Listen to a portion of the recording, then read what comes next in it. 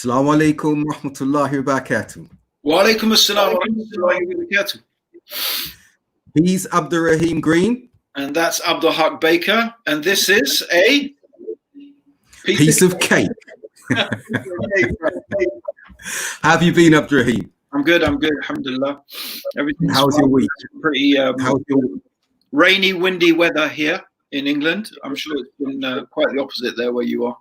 Oh yeah, we've been hitting 45 degrees and hot and sun, and I won't say sea and sand because I haven't been to the beach a lot, even though we're not on lockdown any longer, but I haven't been to the beach. From air-conditioned house to air-conditioned car to air-conditioned masjid. Very true, very hot. But yeah, and it's funny. It's sort of appropriate today, isn't it? Because we're going to be talking about the Salafi Dawah in the 90s, and I think a lot of us back in the days looked to Saudi Arabia very strongly. Obviously, not only Saudi, because obviously in Saudi there was Sheikh Ibn Baz and Sheikh Ibn Uthaymeen, but also we were very much influenced by Sheikh Al-Albani, probably more so by Sheikh Al-Albani and his students, Ali Hassan, Abdul Hamid, and who, mashallah, by that, he's doing a talk today. Yeah, I in about an hour ago. Yeah, and Musa Abdul Nasser. I'm rolling off all the names here. Sheikh Mohammed ibn Ismail and Muqbil, Sheikh Muqbil. May Allah give them all Jannah. Ameen. No, you're right. Excellent that you've opened up that topic. I think that what I want to ask you, Abdurraheem, because yes, I think it's a very important era that we're going to cover, and I've covered that in the Chronicles of UK Salafism that I've done. I've nearly finished now. I've just released the 2018, so after 2019 we've got 30 years of Salafiyya covered in the UK year by year according to my archives. But the question I wanted to ask you, what brought you to the Salafi Dawah? You converted before me. What brought you to the Salafi Dawah? That's really interesting, because I think both you and I actually had a discussion with a brother who's doing maybe a PhD or a doctorate on the subject. I think he interviewed you as well, he said. And that's a good question. And I think if I'm going to answer it very briefly, I mean, to be honest, I could take 40 minutes to answer that question. I could talk for a long time on this one, right? But let me give it a go and not make it too short or too long. Yeah. I guess that, look, all of us are in some way, shape, or form a product of our circumstances. Yeah, and one thing I've learned, and I know that both you and I have a very big interest in, the human mind, what influences human beings, right? Why we do what we do. I know you were interested in that back in the days a lot, and I'm very, very interested in. And one of the things that constantly amazes me is how irrational we actually are as human beings. Right? We love to think we're rational, but we're actually we're really more emotional than we are rational. And even when we use our reason, I have maybe one of the future podcasts I'll bring it up. I have like a diagram. It's like sort of artwork, but it's a diagram of the various forms of cognitive dissonance.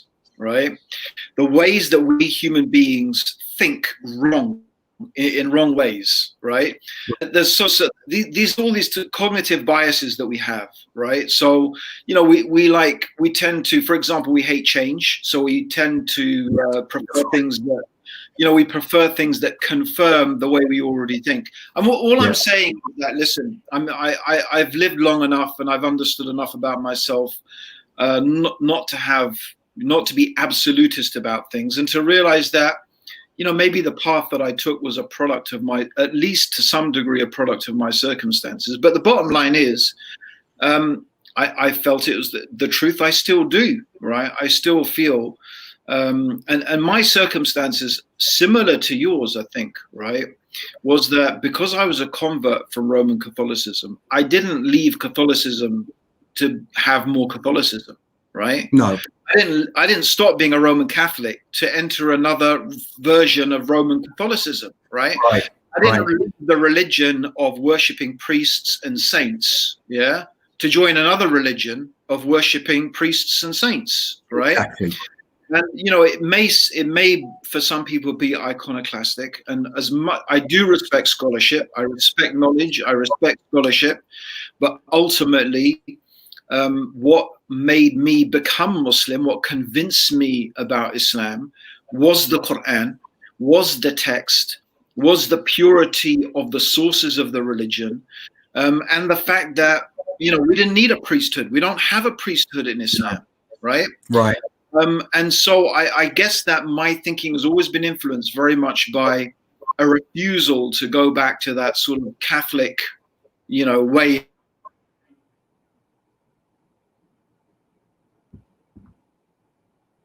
about Salafiyah, is the idea that, you know, the saying that all the scholars said, if you find a hadith that contradicts what I say, throw what I say against the wall and stick to the saying of the authentic saying of the Prophet.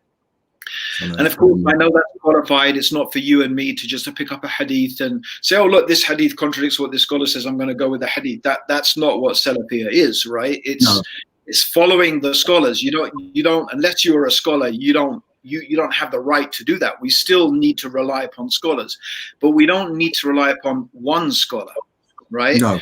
Or even one particular group of scholars, right?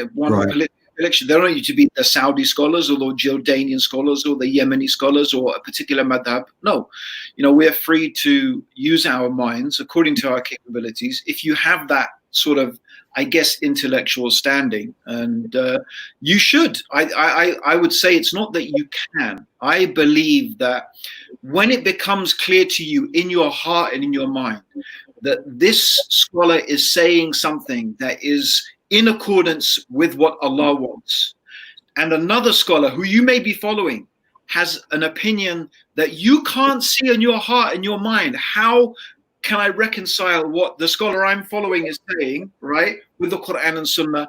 Your duty is to leave the scholar that you follow in favor of the one who brings the stronger evidence, right? Right. And that's fine. That's it. I mean, for me, I think that, you know, the bottom line is I think this is the deen. I believe this is the deen. Not that I don't recognize the value that some people should, probably it's better for them, and they should just stick to one scholar and follow what he says, because some people, there's no doubt, when they get into looking all these different opinions, they get confused, right? Right. So not that I don't understand the value of, you know, levels of taqleed, and we all make taqleed to some degree, right? I'm a muqallid, right? I'm a muqallid. I'm not a mujtahid. I don't claim it for a second. And you know, a lot of people think Salafi Dawah is pick up the Quran, or even a translation of the Quran. You pick up a few hadith and you just follow it. And no, that's not what Salafiyah is about. So yeah, I mean, the long and short of it is that I went through a long journey. You know, I went through Tasawwuf, I went through Sufism, and actually I benefited in some ways from that. But again, I found that Catholic saint worship, you know, stuff was like, I'm not going back down to that sort of stuff, right? You know, I went through the various Hizb ut-Tahrir, the Ikhwan, all the different various things. I was, you know, Shia, even, because you have to remember back in the days, bro, the Iranian Revolution was a, you know, seismic event in the Muslim world. Right. That's just so there was no doubt that there was a very big influence there in terms of looking into that. What's all this about? What's this Shia Sunni stuff about? So yeah, I looked into all of those things, and that's that. I'm still really, that's fundamentally what I believe. You know, I guess I'm a bit more open-minded and a little bit less assertive in respect to others about it. Do you understand? Right. I'm ready to admit that I've probably got things wrong somewhere along the line, but fundamentally, I'm still convinced that, you know, this is the right way. And what you said, no, mashallah, jazakallah khair for that. What you've described goes hand in hand with my, and I'm not going to go too academic, but the cognitive development theory framework that I developed in my PhD about moving from founding, youthful, idealistic stage to a reflective stage. Yeah, I remember. I read it. Yes. Yeah. So what you're saying goes along that trajectory, Yeah. and everything you've said, I subscribe to as well as a Salafi, in that we don't blindly adhere to one scholar. And the frightening thing today, and the unfortunate thing today, and I will come back to how I came to the Deen and Salafiyah, is that the very thing that we used to criticize others about blind following a school of thought, which I think we were very dogmatic and overzealous on and incorrect in, to a degree. You've clarified what type level of layman can blindly follow a particular school of thought. And what we've seen is that today there are particular elements amongst the Salafi community that are blindly following scholars in a more reprehensible manner than following the four illustrious imams. And that's not demeaning any scholars that are being blindly followed today, but the scholars today do not equate to the four imams from that era. So with that, I still remember the khutbah I gave in Brixton Mosque, bro, when I said that, and I don't mean this, I was saying I don't mean it as a disrespect. I said exactly what I said. I said, we're not even the hair on Abu Hanifa, right? We're not even worth his hair, right? Like, even our scholars today, we love them and respect them, but we can't put them against those great imams of the past, right? You know, so subhanAllah, like the way, unfortunately, some of the brothers used to disrespect the imams, and no, totally out of order, man. Sorry, bro. So you go ahead. Yeah, exactly. And for me, I've obviously studied this. I'm completing 30 years of the chronicles that are there, really looking at my notes and everything like that. And alhamdulillah, one of the things, what you summarized about Catholicism and coming to Islam, I've not heard you explain it like that, but that resonates so strongly with me that I found it actually easier to convert to Islam when I saw the structure, because I'd been to, I was taken out of urban school. Remember, I went to a predominantly white Roman Catholic school, the catechisms and everything that we had to deal with. So, and going to confession on a Saturday and practically lying to the priest because I wasn't going to tell him the things I was getting up to. Never did, bro. We never told him. I never told him. How could you tell him some of the things we were doing?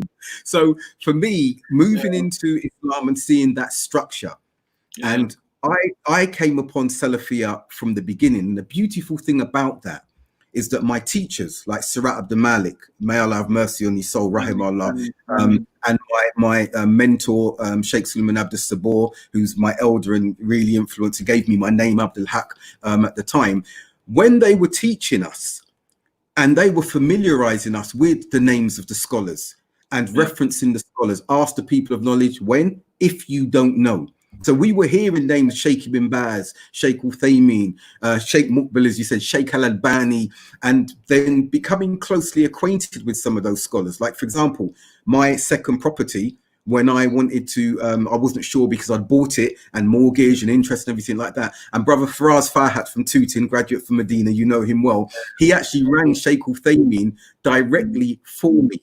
So getting a fatwa from Sheikh Uthaymeen and advice directly, that's how connected we were. And as you know, we used to go back to the Jordanians and speak, say, can you ask Sheikh Al-Albani this? And Sheikh Al-Albani used to tell the brothers in Brixton, tell Abdurraheem Green. So we had that close connection. So for me, I think that we were introduced to Salafiyah the moment we embraced Islam. Sunday classes with Surat Abdul Malik, the learning of prayer, the connection to the authentic hadith. And I think it was the coming from polytheism as we did, and seeing that pure monotheism and being grounded in that, in Tawheed, as we know, and also learning the methodological approach and dissemination of knowledge, that what we were looking at was authentic. Because for me, I'd come from a Jahiliyyah where I used to we used to satiate ourselves physically. We used to satiate ourselves mentally, reading everything, intellectually and everything. But there was we were poisoning our soul, or we were neglecting our soul. And I found that when I came to the Deen and Salafiyah, that all three elements were being fed, nourished properly now. My soul was being fed with purity, the pure Sunnah, Islam, Tawheed. And it was simple. It was simple, but you've touched upon a point as well. I think that simplicity was taken advantage of by particular individuals who dumbed down amongst our brothers and our sisters, they dumbed down in the sense that there was no intellectual pursuit, there was no critical thinking. And even today, there are particular smaller segments of the Salafi community that frown upon critical thinking, analysis, intellectual pursuit of the deen. And then when we look at scholars like Shaykh al-Islam Ibn Taymiyyah, Ibn al-Qayyim, our scholars today, their intellectual capacities are amazing. Okay, and so why is it now that we've got this very dogmatic, blinkered way of thinking? Because that's not what the scholars have taught us to do. They have not taught us to think in that particular way. I think the thing, bro, is that, you know, in some way, shape or form, I'm going to be honest, right? It was a bit of a cult, right? Yes. Although the basic principles, right? And like, obviously, I'm sure you'll agree with me, right? Every cult or anything that gets people, right, is going to have an element of truth, maybe even a large element of truth. Right. And I still believe the fundamental principles are the right principles. Yes. But what we were involved in, you know, actually was borderline cultish. Right. I would say Jimas was pretty cultish. Right. Yeah. And I would say that, you know, I would go as far as to say that, you know, what you were saying about limiting the access to information, it was done on purpose, right? Definitely. We were actually discouraged from, you know, looking into what other scholars said. I remember one of the things that, you know, whenever someone came along who actually spoke Arabic and understood Arabic, this person was almost like, you know, like put outside the thing. Like it was almost as if, oh, this guy could get us access to some information that wasn't coming from the top, you know. Right. So you probably remember when I stood up. You remember when I put my neck on the line, right, in the GMAS conference, and I said, you know, like, well, it wasn't. It was in the Shura meeting, right, in one of our big Shura meetings, where I said, you know, we criticize Bay'ah, but we have Bay'ah. It's just hidden. Right. We criticize Taqleed, but we have Taqleed. It's just hidden. Right? What was the other? And Hizbiyah. I said we criticize Hizbiyah, but we have Hizbiyah. It's just hidden. We just, you know, it's there. That's right. And remember the scholars. Remember Sheikh Salim and Sheikh Ali said to us, the worst type of Hizbiyah is the hidden Hizbiyah. And you're absolutely right there. And I think that from that perspective of what you're saying with the almost borderline cultism, that's why I think we're able to recognize it a lot more acutely today. And from referring to my cognitive model again, like all cults, the leaders of a cult keep, as you said, access to information is starved, and they keep them at a very rudimentary, fundamental stage where you are dependent upon charismatic personality. You rely on the charismatic personality, and you don't go beyond that. And you are guided by, and that's what we're seeing today, and that was happening. Even though I've got a lot of respect for Abu Muntazir, we're still in communication now, but that's what he was driving towards. And for us as converts who come from a very street background where we didn't follow anyone, we didn't have any heroes, so to see someone having that sort of accolade and deference, we pushed back against that a little bit. And you were the same, Abdurraheem. One of the things that I respected when I came into the deen, as you being a convert, and Abu Sufyan as well, is that you didn't have that cultural baggage and backdrop of deference that we saw many of the South Asians had, many of the Arabs had. We were just like, literally, no, we're converts, and we don't. We were raw. We're not used to that. And I think that that's one of the things. Our culture is a culture of, it's an individual culture, right?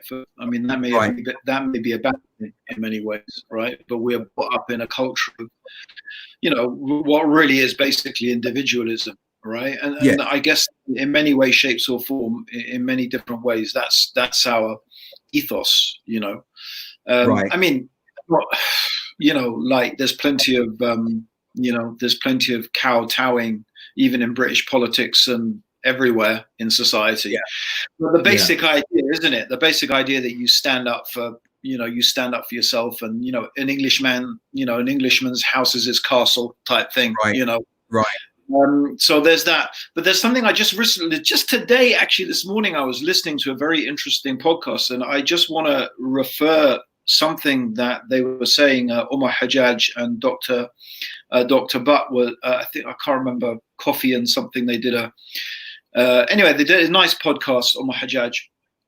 And I was listening to it today, but it was very interesting because they also were talking about the Salafi Dawah back in the days, right? And so I'm just referring this to your, your thesis that you've written about those cognitive stages, right. Go through those stages of conversion and growth and so on and so on. Of course, not everyone goes through all the stages, right? Some people, right? I want to reference something you said here, very important, bro, about going back to the cults, going back to the controlling of information. I want to go back to that. And that was that. Another thing is the Messiah complex, right?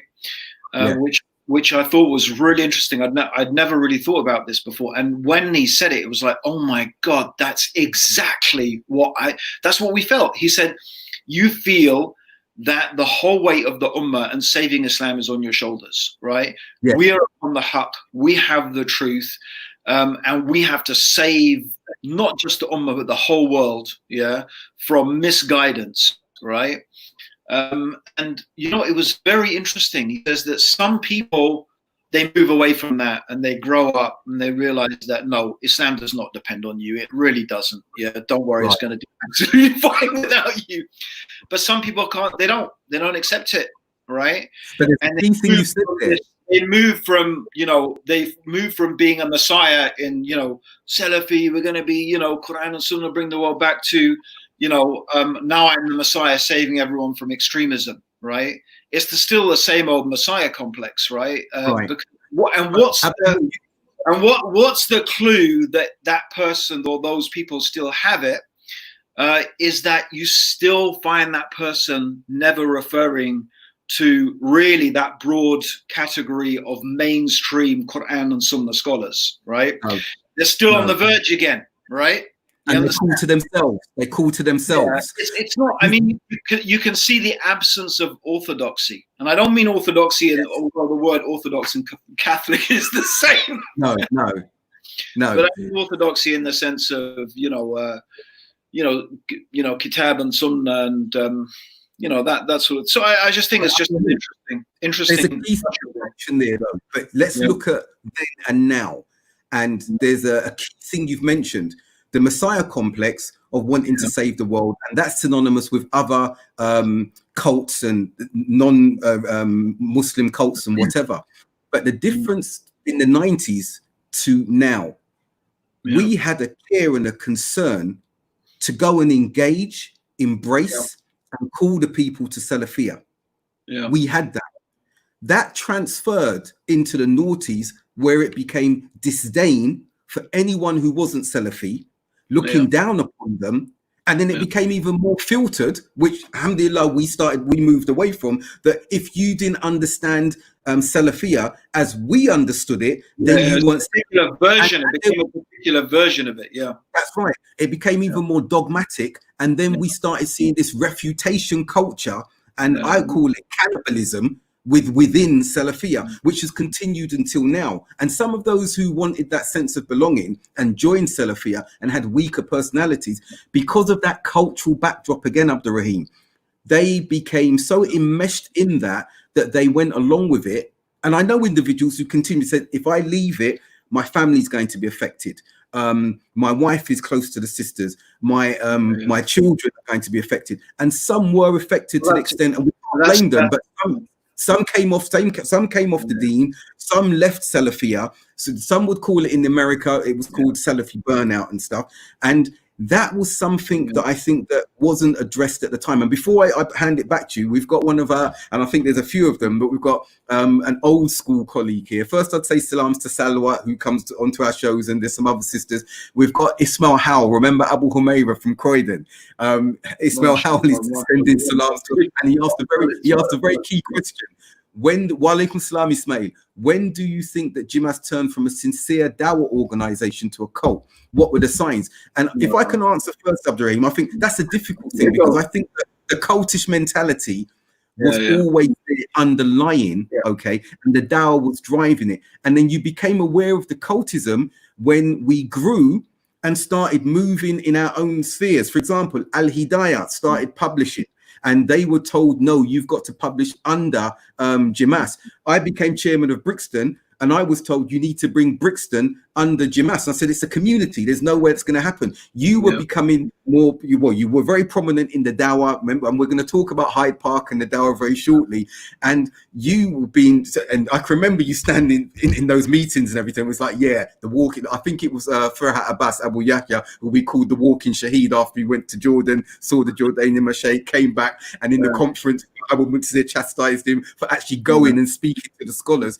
But you used to have those clashes. I was on the Shura with you, and I remember those clashes that you used to have because of the autonomy that we had and we wanted. And we were being told from the top, one person at the top, charismatic figure, no, this is not the way forward. So I personally believe the cultism element was always there, but it became more apparent as the fissures started happening.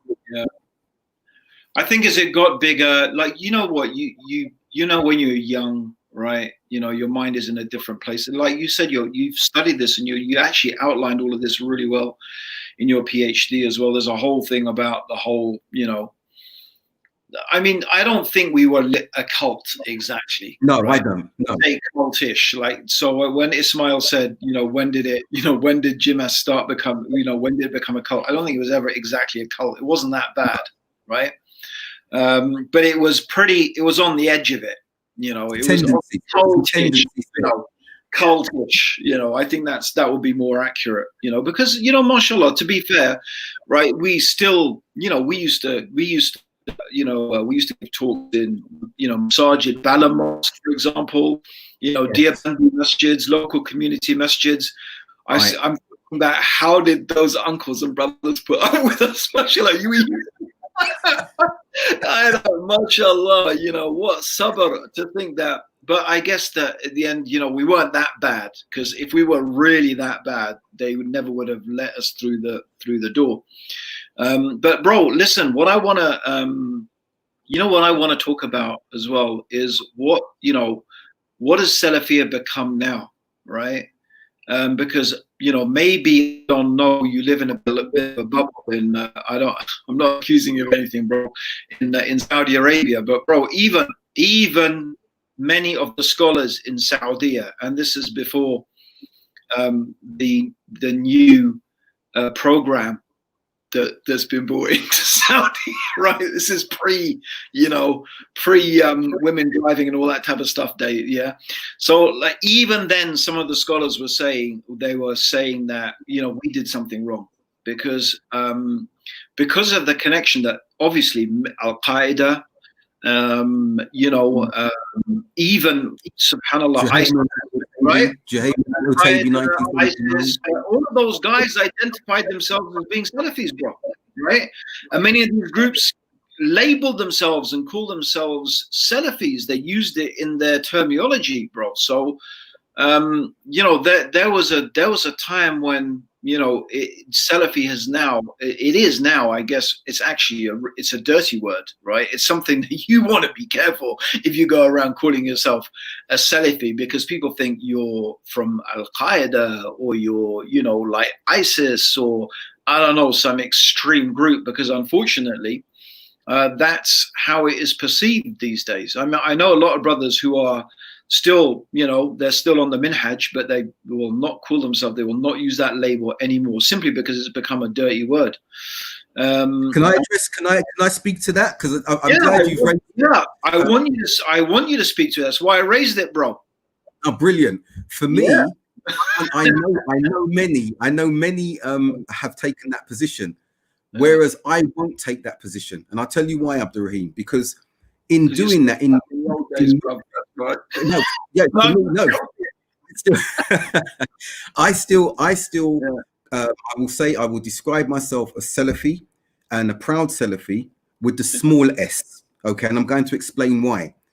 Because Salafiyah in itself, the methodology, the Aqidah, the Tawheed, that is what? It's synonymous with the term Islam. Now, because there are claimants and false pretenders to that, does not mean, okay, that now we have to move from that. So, for example, let's look at Islam and Muslims. And when we look at Islam and we look at Muslims, we see a dissonance. Let's look at, you and I know, when we were Roman Catholics, there were Baptists and there was Church of England. Now, can someone who's a Church of England just come and claim that I now follow the Baptist or Methodist methodology? No, there have to be fundamental tenets that they adopt to become what they are claiming to become.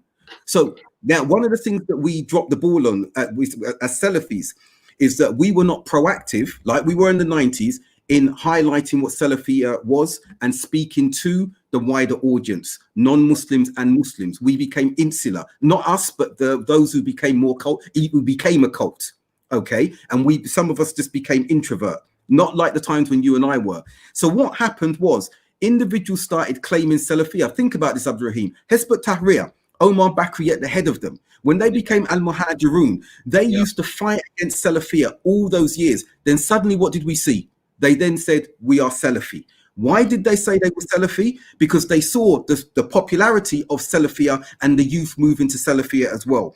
Let's go back historically now. And bear with me for a moment. Why did Ahlul Sunnah wal Jama'ah? Because I'm going to lay the smack down on you in a second. No problem. Just go on. Yeah, go on. Historically, we saw that Ahlul Sunnah wal Jama'ah, when they saw that the people of innovation who had some very deviated ideas in ideology, started calling themselves what? Ahlul Sunnah wal Jama'ah, to make sure they blended in so they could propagate their dawah. Ahlul Sunnah wal Jama'ah then chose a more specific name, Ahlul Athar, the people of Athar. Okay. You actually preempted me here, bro. So since you said that, right, isn't it time for a name change now? Because I would point. Good point. Remember Sheikh Al-Albani, right? Remember what he said, yeah. Remember he said that, he had this very, very logical way of arguing, that when he took it point by point, you were just left in the corner, like nowhere to go. So remember that the guy, when he's persuading this guy why you need to call yourself Salafi. So he says, well, are you Shia or are you Sunni? Well, I'm Sunni. Well, what type of Sunni are you? Are you Ashari? Are you Maturidi? Are you, whatever? Well, I follow the way of the Salaf. Okay, so the way of the Salaf, right, according to Arabic is Salafi. That's what you are. So why did you say you're Salafi, right? But the point was exactly what you said, bro. The point, though, was to distinguish oneself from Shia or some other, system of Aqidah or whatever, right? But the problem is now, bro, is that many of those people, in fact, maybe even most of the people who call themselves Salafi, for the exact reasons that you've said, right, have dirtied and sullied the name. They've jumped on the bandwagon. And you and me will 100% agree, right? ISIS are not Salafi. They can call themselves Salafi. But that's not the minhaj of the Salaf. That's not the method of the way of the Salaf, right? To kill women and children and blow up people. But you just answered it. You now answered it yourself, Abdurraheem, on that point. So I'm going to jump in here. That's brilliant that you said that. Those who are claiming that they're Salafi, we know that Salafi, the Salafi manhaj, the methodology is very, very clear. And we know that those who do acts or have beliefs, ideological beliefs, and then followed by methodology that divorces them from that, exits them from what they're claiming to be. For example, it's very clear for us, if I told you I believe in the Trinity, I believe there's a deity with Allah, I have exited Islam. I've exited Islam. You can't say, no, he's a Salafi and he's a Muslim, because there are core principles there that demark our beliefs. So we've got ISIS. You yourself said, bro, that when Ahlul Sunnah, right, when all the Ahlul Sunnah, when the misguided people started to call themselves Ahlul Sunnah, then they call themselves, you know, Ahlul Hadith. And when everyone else started calling themselves Ahlul Hadith, they gave themselves another name. So, but in the past, people moved the goalpost. Yeah, there's a key difference though. That's when Ahlul Sunnah were in majority. That's when the Muslims, we had a Muslim majority who were understanding what Ahlul Sunnah were. They were understanding what Quran and Sunnah were. Now, when we look at us as Salafis, we are in a minority, specifically speaking. But when we're talking in generality, if you were to ask any Muslim, what's your understanding and your reference points for the Quran, except the innovators, the clear innovated beliefs, obviously. If you said the Quran, Sunnah, understanding of the companions of the Prophet sallallahu alaihi wasallam, what about the second generation, the third generation? The majority of Muslims under Ahlul Sunnah wal Jama'ah will say they would say that. Yeah, with a small s, as Sheikh Ali Hassan has told us in the past, and he's elucidated, they will. So that's Salafiyah. Now, what we need to do then is, because if the general populace find resonance with what I've just described, then those criteria, then what needs to be done, as one of the the observers has highlighted in his comments, no, we need to isolate the extremists like we do and say why they are not Salafi. So, for example, they've made a fourth category. They've politicized Hakimiyya instead of keeping it under the three agreed principles of Tawheed. They've now gone into Hakimiyya, politicized it, Sayyid Qutb, Maudud. We can break that down because we know that. Okay, we know that. So once that's done, we can say, look, that's their beliefs. That's why they've gone astray. They are not Salafi. Do you understand what I'm saying? And that's not happening now, Abdurraheem. What we're seeing is we need to reclaim. We need to reclaim what Salafiyah means with a small s, because also we've got within Salafis, we've got those who are cult members who are saying they. To me, bro, Abdul Haqq, listen, I'll be honest. Yeah, I think, you know, one of the things that that I believe is, I think this whole going on about Salafi is just it's just a dead end. That's what I believe, right? And I think the fact that we keep changing. I'll be honest, bro. This insistence on we need to call ourselves Salafi, honestly, I'm not down with that at all, right? What I'm down with is keep on reminding people of, you know, what the path is, right? And how we need to behave and what the point of references that we need to have are. Because to me, it's only a tool, bro. At the end of the day, it's only a tool, right? It's just a tool. And if the tool's not useful anymore, drop the tool, right? Pick up a new one. Two things. You said something there that's really pertinent.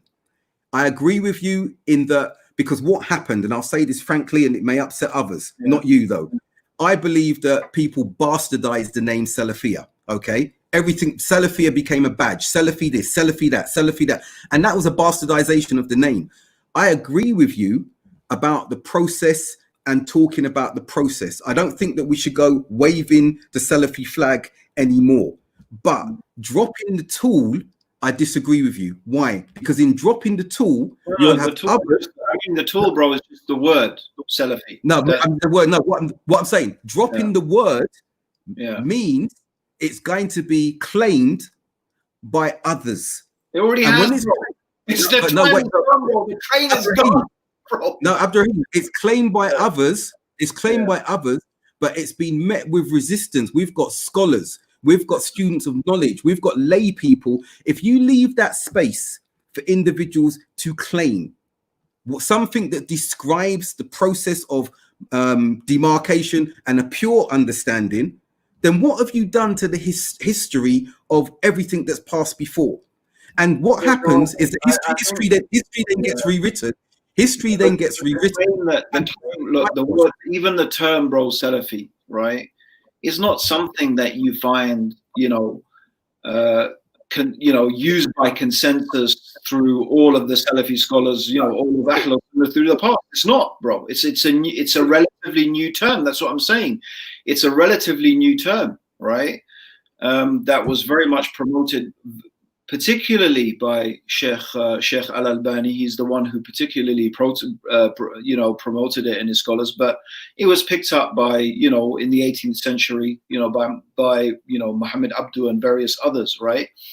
Okay, and they produced that magazine Salafiyah, right? So the point being is that, although they weren't really Salafis themselves, but the point being is that, like I said, it's just a term. It's not something you're going to be hard pushed to go back and find Abu Hanifa or Imam Malik or Ahmed ibn Hanbal calling themselves Salafi, right? So the term itself is not something to get hung up on, bro. It's just not worth it. We get carried away by it. It doesn't matter. What matters is the. You're right. But Abdurraheem, what you're saying, see, this is the point now. We've got to be careful because you're right about getting carried away by it. That's not what we're talking about. You shouldn't get carried away by it. But then when we are quick to detract from it, we cause a vacuum. So what you said first and foremost, what you alluded to first and foremost was, bro. Like I said, look, my honest opinion, the train is gone, bro. That it's been, I'm sorry, flag has been captured, right? And like, where's left, bro? Who is left? Like in the real world, right? Who's left? Saudi Arabia? No. Now you're putting the prison right now, bro. What are you talking about? You're in prison. You can't say Saudi is flying the Salafi flag anymore. Who's flying it? Who's defending it? Need to fly it, Abdurraheem. This is the point now.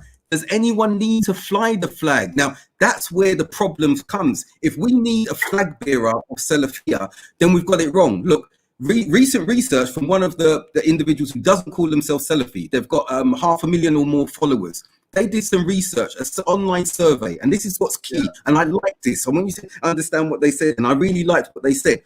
They did a survey online. How do you describe yourself? And 73% of the respondents said we describe ourselves as nominal Muslims. 20% said this is mainstream Muslims now. 20% said we describe ourselves as Salafi Athari. Small s, Abdurraheem, not big S, badge, bastardized, look at me, or whatever. The rest of the percentages that came after that, well, they were around 2% Deobandi, 3% what they claim. So what it shows, and not only that, that was a very general survey, but academics, non-Muslim and Muslim that are looking at this now, those who've moved into the mainstream space, many from the mainstream, because of their process of understanding, will call themselves with a small s, quiet s, Salafi. So there doesn't need to be a flag bearer. There doesn't need to be an organization in Brixton, Birmingham, Luton, wherever to say we are the Salafis and everything. Those are what I mean in terms of visible scholars, right? Visible ulama. Listen, I'm not saying we give up, right? Listen, that's it. I mean, at the end of the day, for me, what is important is the methodology, is the returning to the book and the sunnah, is that trying to purify our aqidah, purify our fiqh, try to come back to a I guess a more pure understanding of what Islam is. And that for me is the key that hasn't changed. And that's it. That's it then. That's it. It doesn't matter to me so much what you call it, bro, right? At the end of the day. Abdurraheem, what I'm saying is it's not about calling, but on the flip side, it's not going down the road to say the train has gone, forget about it. It's somewhere in between that. It's somewhere in between. Maybe we're just slightly on like cross wires. Like we're saying the same thing, but we're probably saying the same thing, but not. Like I mean, for me, I'm talking to you, right? I'll say, I'm a Salafi, but when I'm talking to most other people, I don't even bring it up. But I will sit there with my kids and their friends and whatever, and I will still defend, right, what I believe is the right process, and I will challenge them when they, everyone's saying, oh no, we all need to, just stick to one madhab, and I'm questioning it. I'm saying, well, okay, I can understand, right, if you're a farmer in, in Pakistan or in Morocco or whatever, right? I can understand that. I'm down with that. Don't get me wrong. But look, you have an intellect. You can study. You've got a PhD. You've gone to university, right? You have some discernment, right? So it goes back to what we were saying, about why I think it's the right way. It still comes down to the thing is that, like, how am I going to stand in front of Allah, right? And it was clear to me in my heart and my mind that this is what Allah wants us to do. And how am I going to come with an excuse that, oh, well, I'm just going to follow what this scholar from this particular school of thought that I seem to randomly have chosen to be like, no, I don't know. Someone needs to explain to me how I'm going to, or not just me, how anyone who has that level of capacity is going to answer that question in front of Allah. Right? Yeah. That's what it comes down. You know, the same things when I say to the Christians, right? When Allah says to you, how did you take Jesus? Right? And you claim that he was me, right? And you worshipped him, and I created him and I gave him life. And Isa alayhi salam is going to say, Allah, I only told them, worship you. You know, worship Allah, my God and my God. I don't know what's with you. You know what's with me. I don't know what's with you. Subhanallah. How are you? On the same token, what are we going to say in front of Allah on the Day of Judgment? You know what?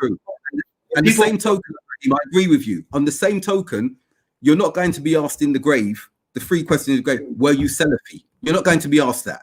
So, as you've said, getting caught up with, I've got to wear the badge and the label and browbeat others with the label. No, we're beyond that. I agree with you on that.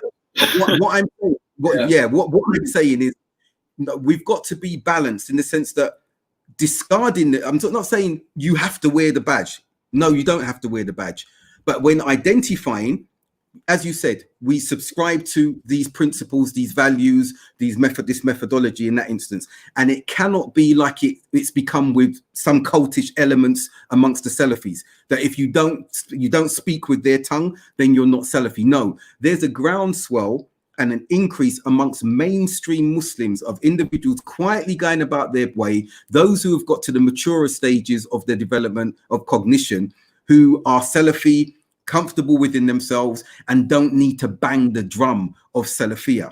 It's just they are amongst the people and behaving in that way. And I'm all for that, and I subscribe to that. So I think, as you said, there's crosswise. I think we're saying the same thing. I think we're saying the same thing. Something I want to go back to, bro, is that, again, I want to emphasize, and I think this is important for all our listeners, right, is that, you know, Salafi is not a cult, right? It's not even necessarily a small group of people. And you made a really important point. I remember Sheikh Al-Albani used to say, if you ask any Muslim, and nearly any Muslim, right, and you said this already, what do you think is the best guidance? The Quran, the Sunnah? Who understood the religion the best? Do you think the companions understood it and their students, or people who came 1,000 years later?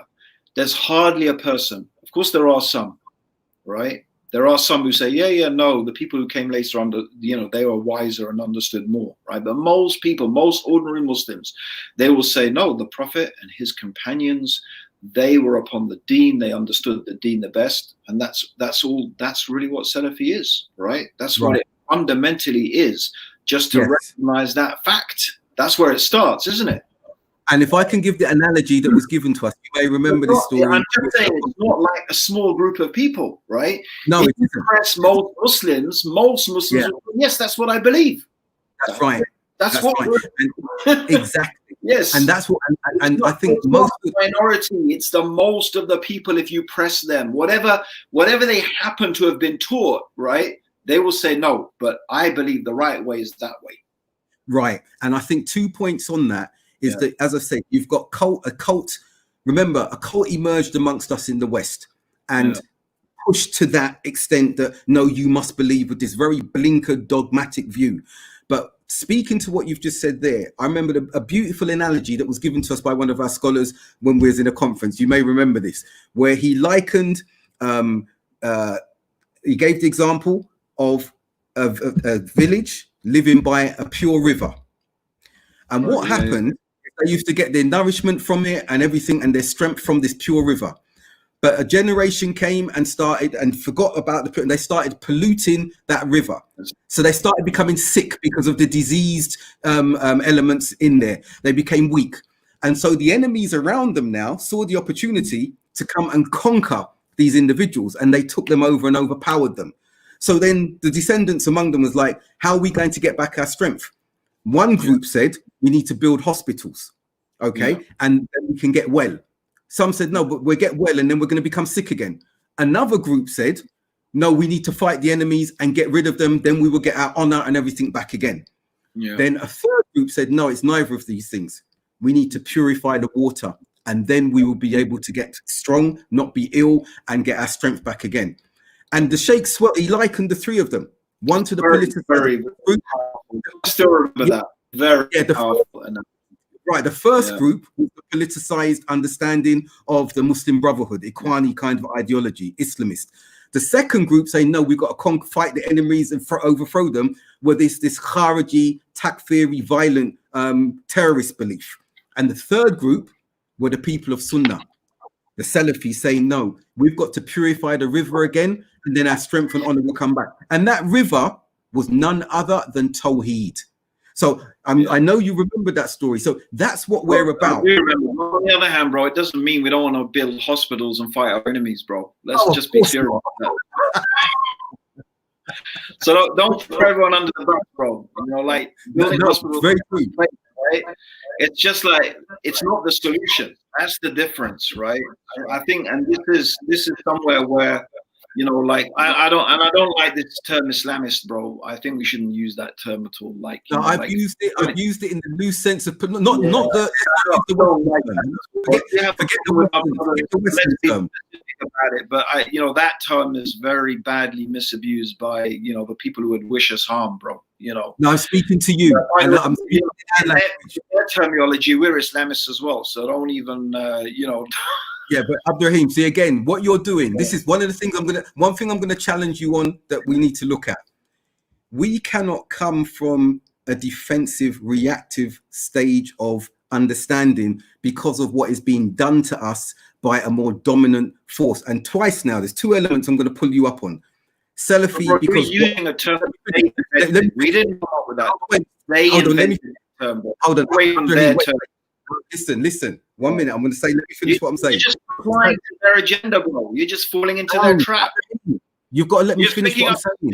They made and beating your brothers with it, right? No. Abdurraheem, like you said to me, what you got to hear of me. You said to me, you would say to me about Salafi, but you won't say it elsewhere. What I'm saying to you is when I use that phrase, I'm using it with the understanding that we have got. I agree with you. It's been taken into a different context and we don't use that generally. And we saw Quilliam and the others introduce that. But one of the things that we've got to not come from is this sort of defensive stance for a deen that doesn't need defensive and apologetic stances. So because they've said something, we don't use it anymore. Because they've made this claim here, we pull back from that. No, Abdurraheem, what we've got to do is, bro. Let's use the terms, right? The correct terms, the Sharia terms, the terms our scholars have used, right? So that you know, using terms like Islamist, I have a real issue with that, right? No, I have an issue with it. I have an issue with it. But when I'm speaking to you in the terms, when I'm saying we're talking about, so look, for example, when we talk about Ikhwani ideology or Muslim Brotherhood type of ideology, that's a wrong phraseology as well. But we've been using it for years. Why are we doing that? It doesn't make it right. Maybe we should. No, it doesn't make it right.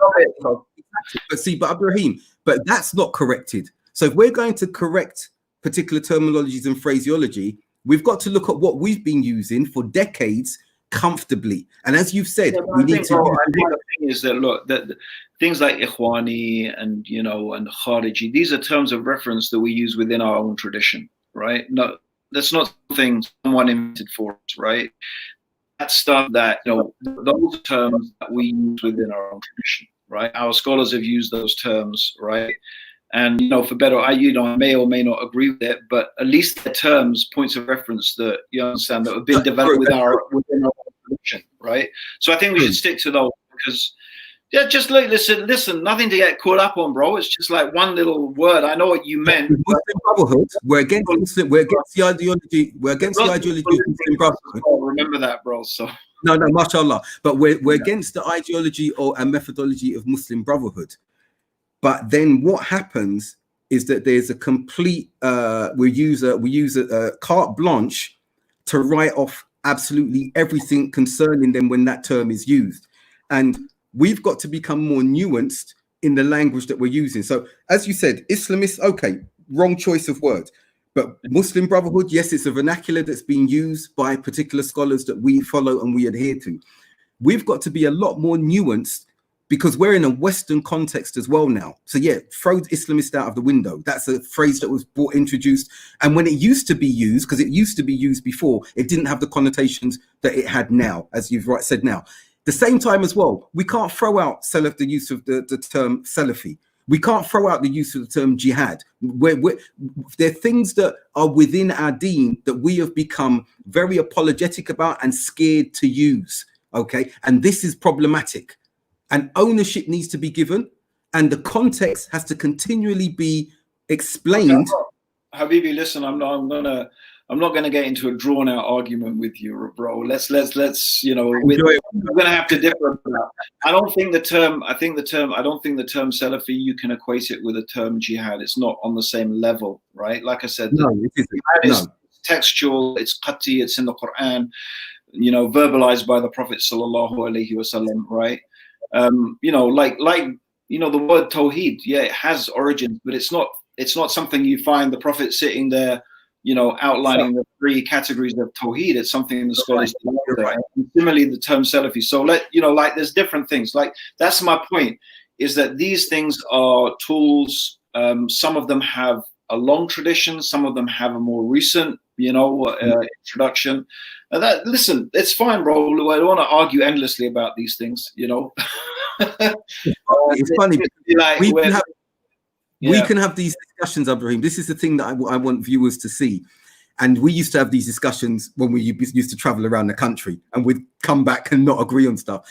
But it's okay to have these discussions without leaving ready to castigate each other because we don't see eye to eye a particular. And I think it's important.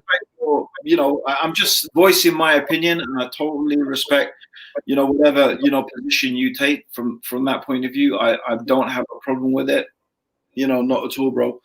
It's up to you. I'm just outlining. This is where my mindset is. This is what I'm thinking these days.